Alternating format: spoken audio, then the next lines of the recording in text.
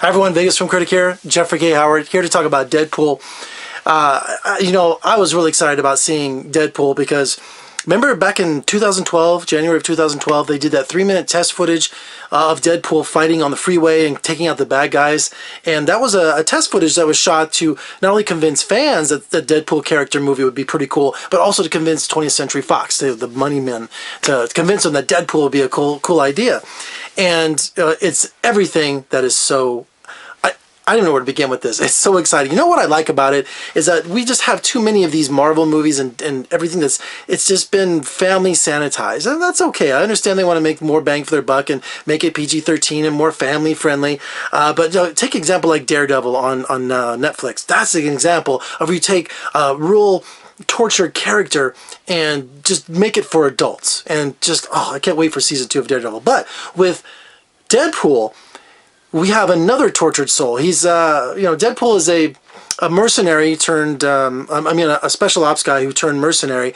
And so at the beginning of the movie, we see him doing all the little dirty jobs and making money here and there. And he's in a relationship. He's fallen in love with a woman.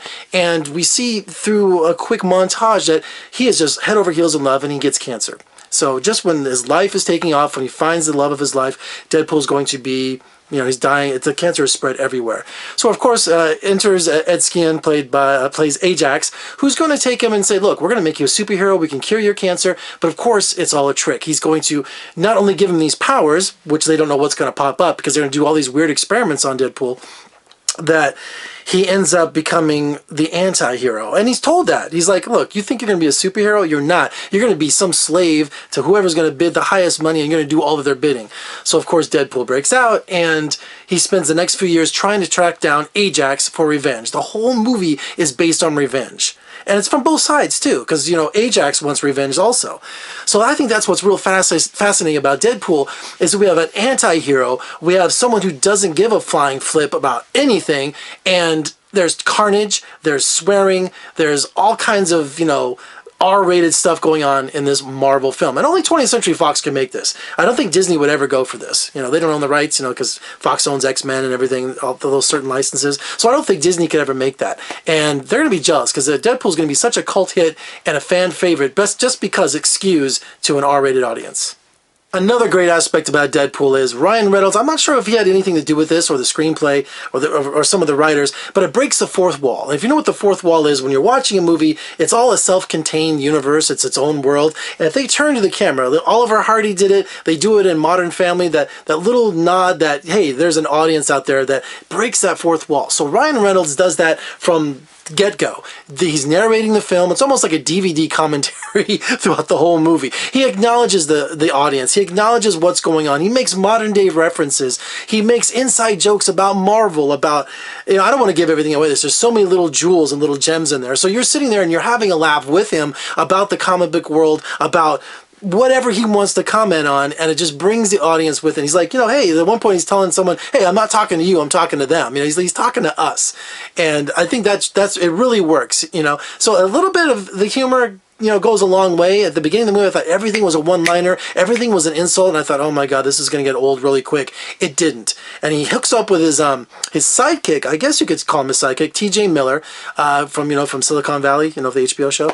He plays Weasel, this bartender that, it also reminds me of, remember that, what's the movie with Keanu Reeves? John Wick, where they go to that special hotel where all the hitmen hang out. This is like another kind of dive bar that the Weasel runs. I think it's kind of like that. It's all these bad guys, or mercenaries or whatever, hang out at this bar. So Deadpool shows up and says, hey, look, I'm hideous now, but, I have these powers where I regenerate. And so the Weasel is like his only friend as he's searching for Ajax, for revenge. We have a first-time director, Tim Miller. Excellent job. Yes, the action is really good.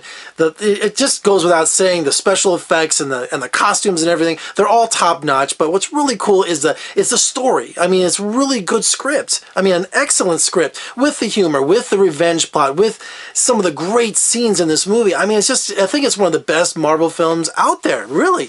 And I think War Machine, not War Machine, what was it? The last Punisher film a couple of films ago was an R rating, So it's really exciting to see where they take take something that, you know, in the comics where there's just blood and guts and heads coming off and a high body count, and they translate that to the big screen. So, and one thing, Ryan Reynolds, you know, God love you for doing Green Lantern. He really owns Deadpool. This is his character. This is his franchise. This is his, you know, introduction to the world of comic book movies to all the fans. And you know, he went last Halloween, he went as Deadpool. He's been hanging out at Comic-Con, so he really is behind this character and behind this film.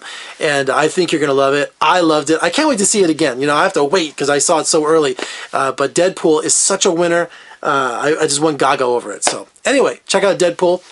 For more reviews and interviews, surf on over to my website at vegasfilmcritic.com. Also, if you like what you see, please comment below. You know, let me know what you liked about Deadpool or what you're looking forward to. Also, give me a thumbs up and subscribe. I love it when you subscribe. That way you won't miss out any of my movie reviews.